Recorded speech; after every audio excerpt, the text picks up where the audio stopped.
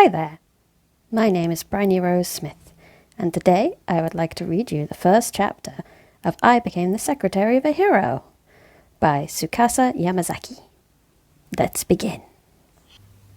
Paralegal Aki Konishi stretched in her seat as she glanced at the clock hanging on the office wall, her beige suit pulling tight against her body.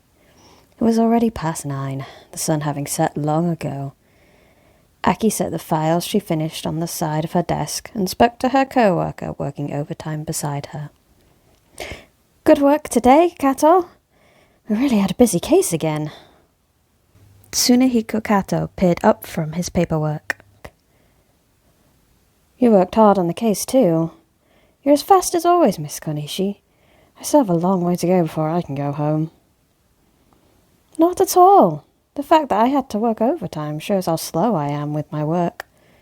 Work has a weird way of increasing the more you do it. Couldn't agree more. Tsunehiko sighed. Aki fished through her bag and held out several pieces of candy. She kept them readily in her purse to quell her hunger during overtime hours. Would you like some, Kato? Sure, thanks. You always seem to have a lot of sweets on you. Do you like sweets that much? Not exactly. My younger sister likes them more than I do. She always forces me to take a bunch of sweets to work under the pretense it would be bad if I get hungry during work hours and can't concentrate. She sounds like a sweet younger sister who looks out for you. If that's the case, I'll be happy to take some. Much obliged. Please do. All right. I'm heading home now. See you tomorrow. Aki bowed to Tsunehiko, who waved back at her. She quickly exited the office, thankful the workday was finally over. I'm leaving the office late again. I hope Nako isn't too worried. Aki hurried home while constantly checking her wristwatch. She worked as a newly hired paralegal at a law firm in the city, and lived with her younger sister in a condo near her office. It was her first year in the workforce, and her sister was in her first year of university. Their parents were stationed overseas for work, so they didn't live together anymore. But everyone was on good terms. Within no time, Aki arrived at her condo and unlocked the door with familiar ease. She placed her purse in a corner of the entryway and stepped into the hall. I'm home, Nako. Sorry I'm so late. She called out as she usually did, but no one answered. Normally, her younger sister gave a short reply of, Welcome home. Something felt strangely off about the disturbingly silent condo. The lights were turned off in the hallway, but a faint light spilled from the living room down the hall. Her sister should be home since the lights were on. Aki took a breath to find her composure and proceeded down the hall to check on Nako. She peered through the cracked open living room door. Nako, are you here? Oh, Aki, welcome home. Nako turned around where she stood by the window on the other side of the room, her slightly wavy chestnut hair fluttering with the movement. Aki exhaled with relief upon seeing her. Thank goodness, Nako got home safe. She walked towards her sister and abruptly stopped. A tall, unfamiliar man stood right beside Nako. The man's face was almost bewitchingly handsome. He had long, dark green hair and crimson eyes like the colour of flowing blood. The colour of his hair and eyes were clearly not of this world. Straining her eyes, she saw his ears were long and pointed, like some kind of fairy tale creature. The man stood right next to Nako at the window, and wrapped one arm around her shoulder. At a glance he seemed to be trying to forcefully take away her resisting little sister.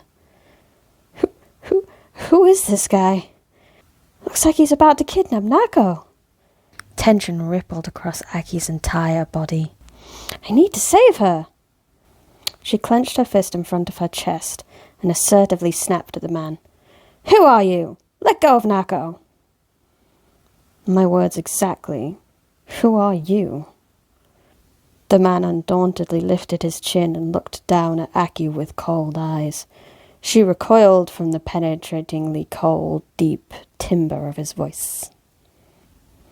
"I'm the one who wants to know who you are. I asked first." She gritted her teeth and glared at the man. He copied her mannerisms again and glared back at her. Nako looked up with concern at the man beside her amid the explosive tension. "Don't worry, Dark Lord. Aki's my older sister." "Sister? Dark Lord?"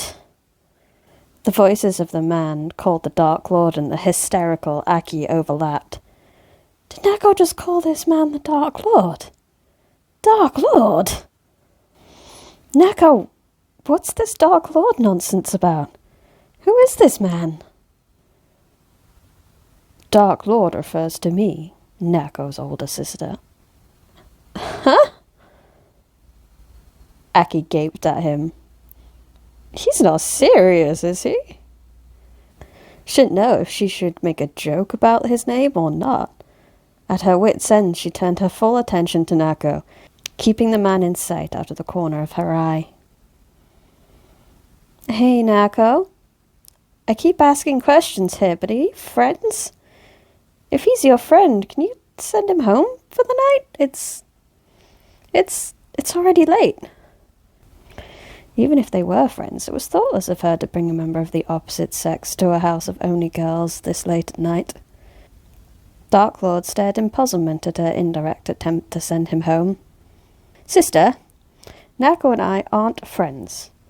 We're engaged. Excuse me? Aki's mouth fell open. Engaged? Confused, Aki asked a completely pointless question. You're engaged? How does that make sense? My sister's still a college student. As if to thrust the final blow into Aki's bewilderment, Nako leaned forward and happily proclaimed, It's the truth, Aki. It looks like I was chosen as the Dark Lord's fiancé.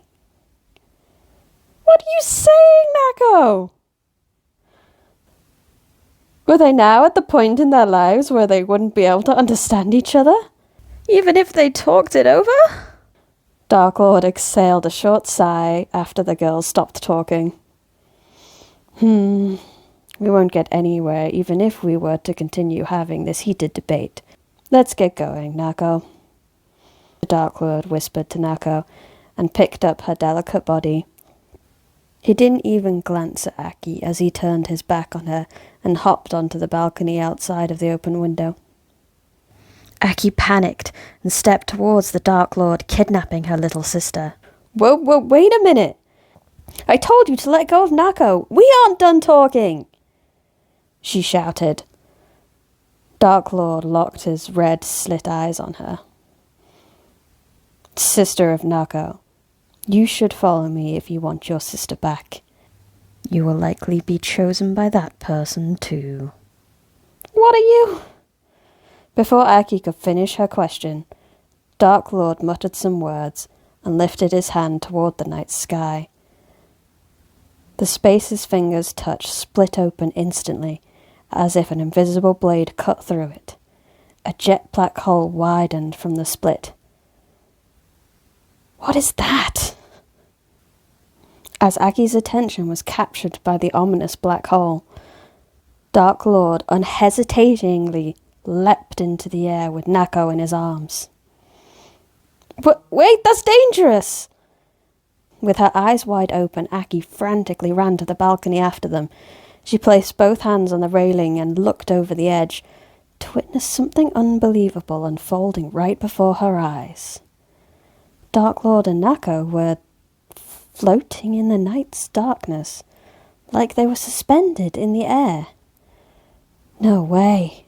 They're flying. Is this a supernatural ability? Magic? Nako frowned sadly as she looked down at Aki left behind on the balcony. She reached her hand out to Aki and clenched her fist as if to stop herself from grabbing hold. I'm sorry, Aki. I'm leaving now. Wait, Nako! Please explain the situation to me. I don't get what's going on here. Half in shock, she reached her hand into the air, but her fingers only fruitlessly trembled in the cold night air, with no hope of reaching Nako. As if to shake off her pursuit, her sister and the kidnapper faded into the jet black hole. Meanwhile, the hole floating in the air rapidly sealed behind them. If the hole completely closed, Aki may never see her sister again. She had no time to hesitate. Aki sucked in a determined breath. You told me to follow you, so I've got no choice but to chase you wherever you go. She couldn't let her precious little sister disappear with a man without knowing what was going on. I have to save Nako. She roughly slipped on the shoes laying nearby, rolled up her sleeves, put one foot on the balcony railing. Just you wait, Dark Lord. Nako, I'm coming for you. Aki kicked off the railing with all her strength and soared into the night sky. The second she reached her fingers out to the sinister hole, an invisible force sucked her towards it.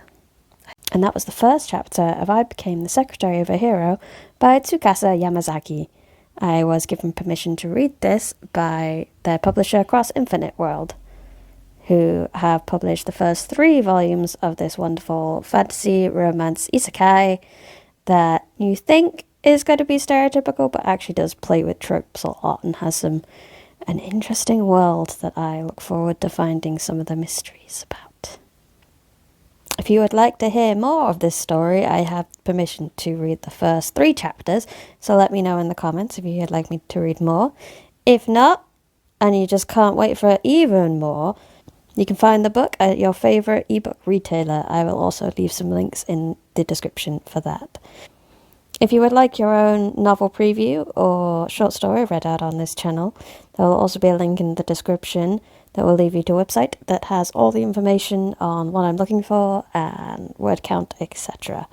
I really hope you enjoyed this, and I hope you like this book as much as I did.